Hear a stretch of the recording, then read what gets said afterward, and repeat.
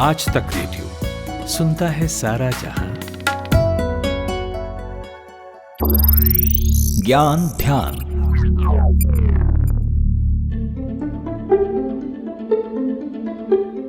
France की राजधानी है पेरिस। यहाँ मौजूद वर्ल्ड इनइक्वालिटी लैब ने दिसंबर 2021 में एक रिपोर्ट जारी किया। रिपोर्ट का शीर्षक था वर्ल्ड इनइक्वालिटी रिपोर्ट।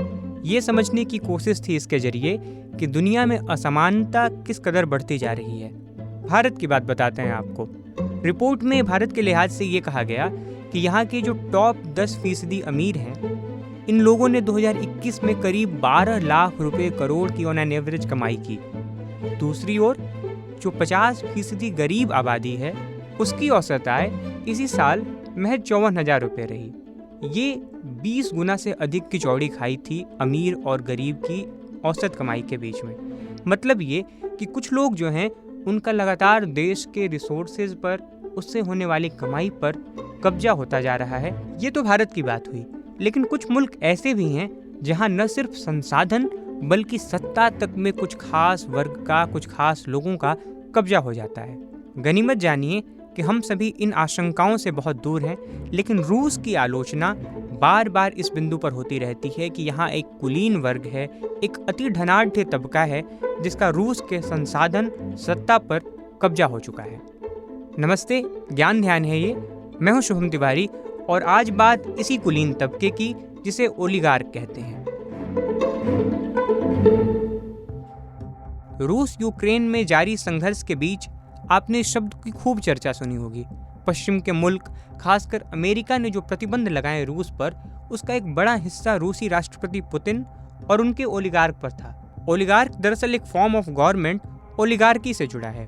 कौन होते हैं ये ओलिगार्क, इस शब्द का लिटरल मीनिंग क्या है और रूसी सत्ता में इनका किस तरह का दखल और प्रभुत्व है, बता रहे हैं इंडिया टुडे के सीनियर एसोसिएट एडिटर प्रभास के दत्ता।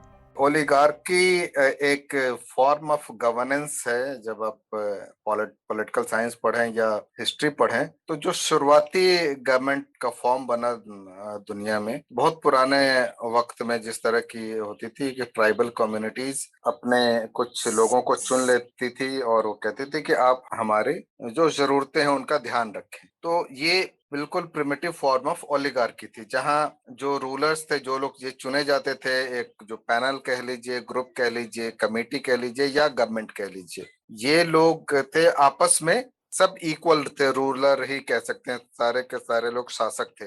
ये बाद के वक्त में ये पावरफुल हो गए और ये लोग प्रॉपर एक राज्य बनाकर उस पर शासन करते थे। यहाँ किसी एक व्यक्ति की नहीं चलती है, वो जो कमेटी है, जो शासक वर्ग है, वो सत्ता को अपने कब्जे में रखता है और उससे शासन चलाता है। टैक्स कैसा होगा, सेनाएं कैसी होंगी, लोगों को क्या अधिकार होंगे, खेती कैसी होगी, ये एक पूरी व्यवस्था है। तो ये ओलिगार्की से ये आया है। तो ये ओलिगार्क्स जब रूस के संदर्भ में बात करते हैं तो ये वैसे लोग हैं जो धनाढ्य हैं। उन्होंने बहुत पैसा कमाया है अपने बिजनेस से और उस बिजनेस से कमाए पैसे का इस्तेमाल वो राजनीति को प्रभावित करने में करते हैं। ये दो तरफा भी है। कुछ लोगों ने राजनीति में आके पैसा कमाया और फिर उस पैसे के बिना पे राजनीति को प्रभावित करते हैं। और इनकी जो शुरुआत देखेंगे आप तो जब सोवियत रूस का विघटन होता है 1990-91 के समय में, तो उसके बाद ये बहुत खराब स्थिति में सोवियत यूनियन का जब विघटन हुआ तो रूस जो सक्सेसर स्टेट था, एक सबसे बड़ा सक्सेसर स्टेट, उसकी आर्थिक हालत बहुत खराब थी, चरमराई हुई थी। वहां उसे पैसे की जरूरत थी तो वो इंटरनेशनल ग्रांट्स ले रहा था, वो अमेरिका से पैसे चाह रहा था कि कुछ पैसे मिले। ऐसे में जो धनाढ्य लोग थे रूस के, कुछ लोग बने और उन्होंने राजनीति में दखल देना शुरू किया। जैसा प्रभास जी बता रहे थे, एक समय ऐसा आया साल 1996 में जब बोरिस येल्त्सिन रूस के जब दोबारा राष्ट्रपति बने तो ये कहा जाने लगा कि येल्त्सिन बस ओलिगार्क्स के ही राष्ट्रपति हैं, सामान्य लोगों से इनका कोई मतलब नहीं। यहाँ तक कहा जाता था कि कुलीन तबका ही जैसे फैसले लेता था, वो जैसी व्यवस्था कानून चाहता था, येल्त्सिन उसके लिए हामी भर दिया करते थे। आम लोगों की इस पूरी व्यवस्था में जैसे कोई जगह ही नहीं थी। 1999 में रूसी सत्ता में व्लादिमीर पुतिन की एंट्री हुई। 2000 में वे राष्ट्रपति बने और फिर यहाँ से ओलिगार्क और रूस के बीच एक दूसरे इक्वेशन की शुरुआत हुई और ये बड़ा विचित्र था। प्रभास के दत्ता। पुतिन ने जिस रूस को इनहेरिट किया था येल्सिन से, उसकी हालत बहुत खराब थी। वहां इस तरह की भी शिकायतें थी कि सेना के में जो लोग काम कर रहे हैं उनको कुछ महीनों की तनख्वाह नहीं मिली थी। ऐसी स्थिति भी थी कि ब्रेड के लिए लंबी लाइनें लग रही थी। फिर वहां से जो ओलिगार्क्स रूल करते थे बहुत महत्वपूर्ण भूमिका में, और वो जैसे हमने बात की कि येल्सिन के समय में ओलिगार्क्स रूस को चला रहे थे। उसके बाद से 2019 में आप इसको फास्ट फॉरवर्ड कीजिए, रूस के राष्ट्रपति व्लादिमीर पुतिन, उन्होंने एक इंटरव्यू दिया था जिसमें उन्होंने कहा कि रूस में ओलिगार्क्स अब नहीं है और इनका कोई लेना देना नहीं है रूस की सरकार चलाने में। जो रूस को ऑब्जर्व करते हैं उन्होंने इस बात को मान नहीं लिया। उन्होंने इसका मतलब ये समझा कि पुतिन ओलिगार्क्स की नई परिभाषा दे रहे हैं। जो वो वाकई दे रहे थे वो परिभाषा क्या थी कि जितने ओलिगार्क्स थे जो रूस की सत्ता पर अपना दबदबा बनाए हुए थे, उनको पुतिन ने अपने, तब तक ये 19 साल लगभग हो चुके थे, अब वो 21 साल 22 साल से रूस की सत्ता के केंद्र में किसी न किसी रूप में, तो इन्होंने उन सभी लोगों को